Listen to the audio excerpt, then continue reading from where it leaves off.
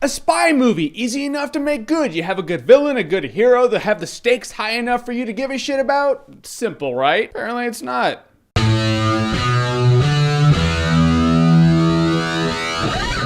The Cold Light of Day. So The Cold Light of Day stars Henry Cavill, and he's gonna be the new Superman, and his family ends up disappearing, and then he gets wrapped into a spy movie. I keep it vague like that because that's really all you need to know about the movie, and that's really all you remember when you come out of the movie. This movie has been raked through the coals. I heard it was terrible, so I was like, alright, I'm gonna give this movie a shot. Maybe I'll be the guy who enjoys it. A few minutes into the movie, I was like, this is what happens when a 9-year-old writes a script in crayon. First of all, you have Henry Cavill. He's the main good guy, and if he has acting prowess, it really doesn't show in this movie at all. And I really blame the script. I mean, the script is shoddy. His character you don't care about. You do not give a shit if this random, normal, everyday guy solves this big spy case. You don't give a shit if he finds his family alive. You're just watching the movie thinking, why am I watching this movie? In the script, the whole thing is he has to find this briefcase. A briefcase, because, it's a spy movie and they really couldn't think of anything, so like, I don't know, what did Pulp Fiction do? Let's do briefcase. I know people have been going after briefcases long before Pulp Fiction did it, but Pulp Fiction made it stylish. He almost did it like that because he was like, yeah, briefcase,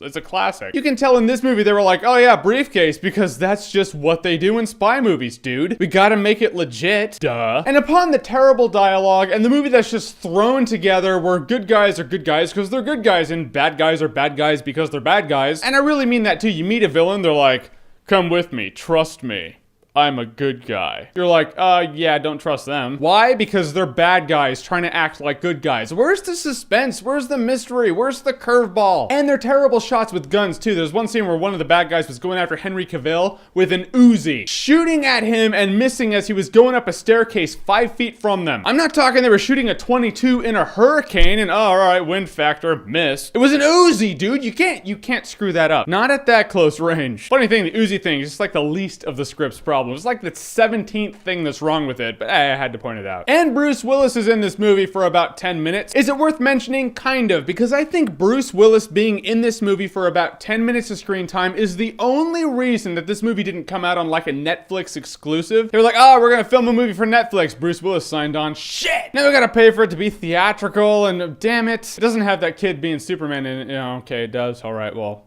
there's reason to. And then they shoehorn this hot chick in the movie because they need a hot chick in a movie like this. They're like, all right, we got Henry Cavill running around for no reason whatsoever. What else is missing? Oh, let's just have a hot chick in it. Thank you, hot chick, for making this movie kind of watchable. Not really watchable, but lookable. I guess that's the term. And then when you've completely given up on this movie, more shit's happening at the end, more driving scenes and shaky cam, because that's the thing to do now. And I swear to God, I swear to you all, I zoned out. I didn't sleep or anything. I was watching the movie, but it was like when you read a book and you get like 3 pages in, you're like, I can't remember a thing I just read. For the past 3 pages, I have to reread it. It was like that. Terrible acting, terrible premise, terrible writing, impossible scenarios, and it's a spy movie, so it's supposed to be, like pseudo possible. Like fringe possible, where you're like, oh, only in a spy movie. No, this is just like the physics of it are just bullshit. However, I'm kind of excited, folks. I haven't given one of these ratings in a while. I almost forgot how to do it.